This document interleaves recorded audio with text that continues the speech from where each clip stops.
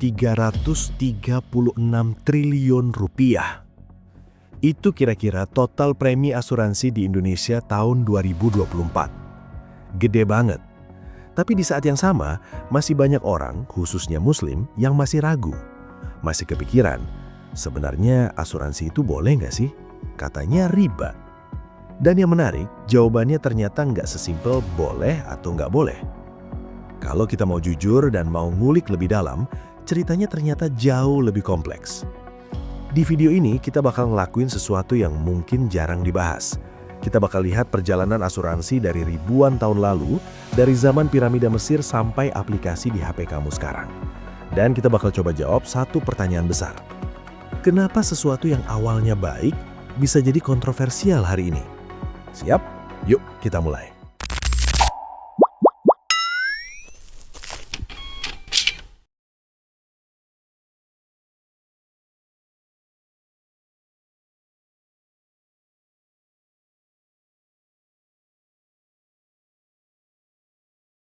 Sebelum ngomongin halal atau haram, kita sepakat dulu satu hal.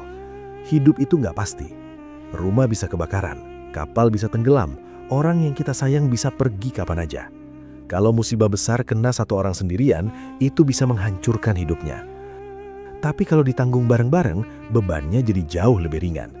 Ini bukan teori ribet, ini logika sederhana. Dan menariknya, konsep ini juga ada di Al-Quran. Tolong menolonglah dalam kebaikan dan takwa. Artinya, saling bantu itu bukan cuma masuk akal, tapi juga dianjurkan. Jadi sebenarnya konsep perlindungan seperti asuransi itu sendiri bukan masalah. Yang jadi masalah adalah gimana cara sistemnya berjalan. Dan untuk ngerti di mana mulai bermasalah, kita harus lihat dari awal. Kita mundur jauh, sekitar 3000 tahun sebelum Masehi di Mesir kuno. Para pekerja yang bangun piramida, kerjaannya berat dan beresiko. Mereka bikin sistem sederhana, patungan. Setiap bulan, mereka nyisihin sedikit uang. Kalau ada yang meninggal, uang itu dipakai buat bantu keluarganya. Simpel banget, tapi cerdas. Dan kalau dilihat, nggak ada bunga. Nggak ada yang untung dari musibah orang lain. Nggak ada ketidakjelasan. Ini murni saling bantu. Sekarang kita lompat ke Babilonia, sekitar 1750 sebelum Masehi. Ada aturan yang menarik banget. Kalau pedagang minjem uang buat usaha, tapi barangnya hilang di perjalanan, utangnya dihapus. Artinya apa? Yang ngasih pinjaman ikut nanggung resiko. Bukan semua resiko dilempar ke pedagang. Ini konsep bagi resiko. Fair. Di Yunani, ada kelompok sukarela yang saling bantu kalau ada yang kesusahan. Di Romawi, sistemnya lebih rapi. Ada yuran, ada pengurus. Kalau ada anggota meninggal, komunitas bantu keluarganya. Kalau kita tarik benang merahnya, dari Mesir sampai Romawi, ada pola yang sama. 1. Dana milik bersama. Tujuannya bukan cari untung. Transparan. Resiko ditanggung bareng. Sukarela. Dan kalau kamu perhatikan, ini mirip banget sama prinsip dalam Islam. Jadi jelas, konsep asuransi itu sendiri awalnya baik. Lalu apa yang berubah? Sekarang kita masuk ke bagian paling penting. Ternyata ada 3 momen besar yang mengubah asuransi jadi seperti sekarang. 1. Genoa, Italia, 1347 Masehi. Di sini muncul kontrak asuransi tertulis pertama. Yang beda? Penanggung risikonya bukan komunitas, tapi orang luar. Dia nerima premi dan berharap nggak perlu bayar klaim. Dari kita saling bantu, berubah jadi kamu bayar saya. Kelihatannya kecil, tapi dampaknya besar. 2. London, 1686 Masehi. Di sebuah kedai kopi, lahirlah sistem underwriter. Risiko mulai diperjualbelikan. Dari sesuatu yang personal, jadi komoditas. Dan ketika jadi komoditas, yang penting bukan lagi solidaritas, tapi hitungan untung rugi. 3. Revolusi industri. Ini titik paling besar. Asuransi dipegang perusahaan, dan tujuan utamanya profit. Di sini mulai muncul masalah serius. Uang premi diinvestasikan ke sistem berbunga atau riba, akadnya jadi nggak jelas, perusahaan justru diuntungkan kalau klaim sedikit. Dari saling bantu, berubah jadi perusahaan versus nasabah. Tapi dampaknya nggak berhenti di situ. Ada satu hal yang sering terjadi, tapi jarang dibicarakan. Dan ini mungkin yang paling menyakitkan. Bayangkan kamu tinggal di daerah rawan banjir, atau di wilayah yang sering gempa, atau di lingkungan padat yang dianggap berisiko tinggi. Kamu sadar, kamu butuh perlindungan. Kamu datang ke perusahaan asuransi, berharap ada solusi. Tapi yang kamu dapat justru penolakan. Bukan karena kamu nggak mau bayar, bukan karena kamu nggak layak, tapi karena risiko kamu terlalu tinggi. Ironis kan? Orang yang paling butuh perlindungan justru yang paling duluan ditinggalkan. Dari sudut pandang bisnis, ini masuk akal. Perusahaan harus jaga keuntungan. Mereka pilih risiko yang aman. Tapi kalau kita balik ke prinsip awal asuransi, bukannya justru yang paling rentan itu yang seharusnya paling dibantu? Bukannya konsep awalnya adalah saling menanggung beban? Di titik ini, kita bisa lihat dengan sangat jelas.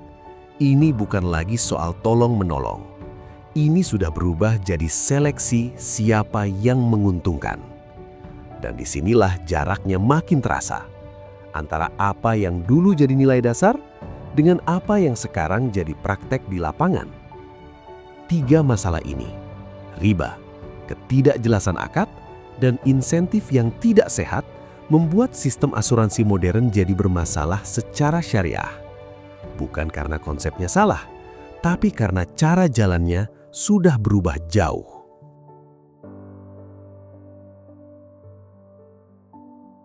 Sekarang kita harus jujur.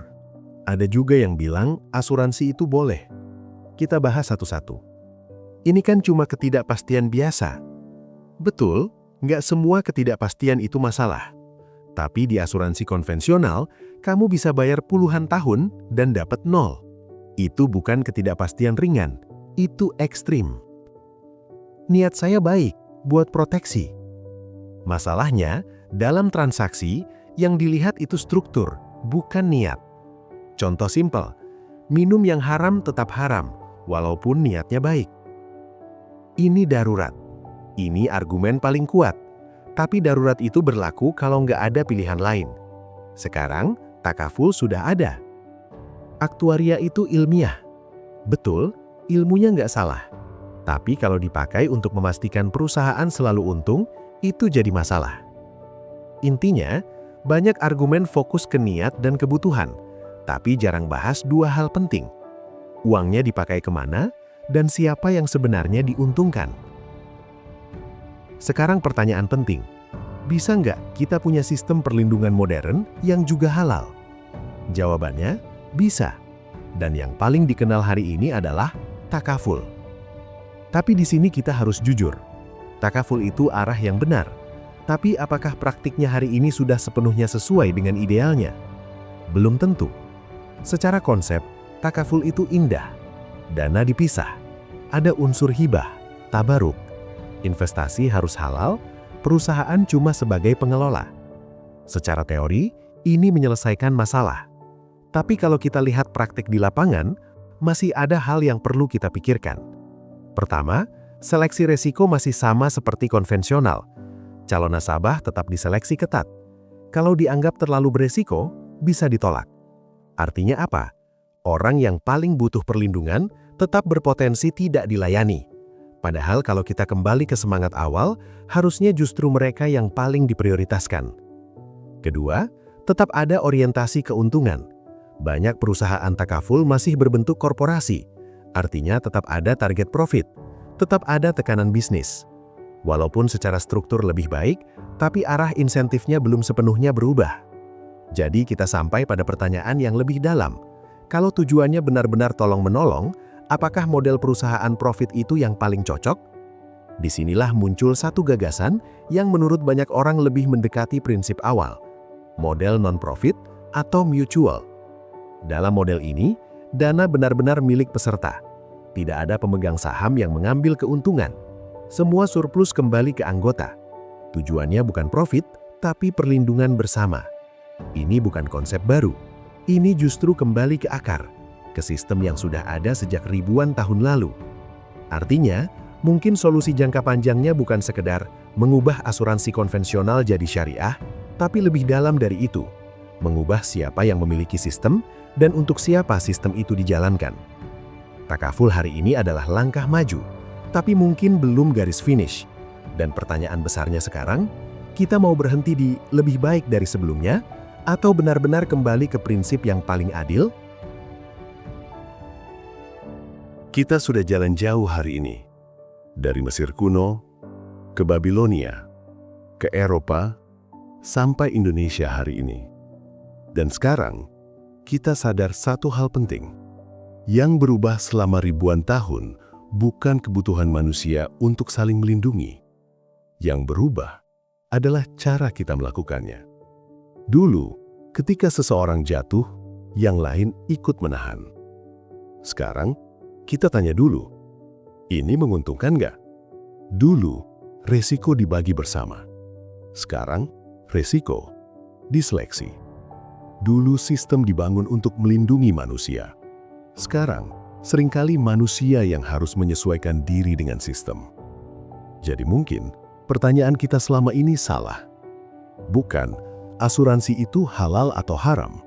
Tapi, sistem seperti apa yang benar-benar mencerminkan nilai yang kita percaya? Karena pada akhirnya, ini bukan cuma soal produk keuangan. Ini soal apakah kita benar-benar mau saling menolong atau hanya membantu selama itu masih menguntungkan. Dan mungkin, pertanyaan paling jujur untuk diri kita sendiri adalah, kalau suatu hari kita berada di posisi paling rentan, di titik di mana kita paling butuh bantuan, kita ingin hidup di sistem yang seperti apa? Sistem yang berkata, maaf, risiko kamu terlalu tinggi. Atau sistem yang berkata, kita tanggung bareng-bareng. Sejarah sudah menunjukkan, manusia selalu punya dua pilihan itu. Dan hari ini, pilihan itu ada di tangan kita. Terima kasih sudah menonton. Kalau ini bikin kamu mikir, mungkin orang lain juga perlu dengar ini. Sampai ketemu di video berikutnya.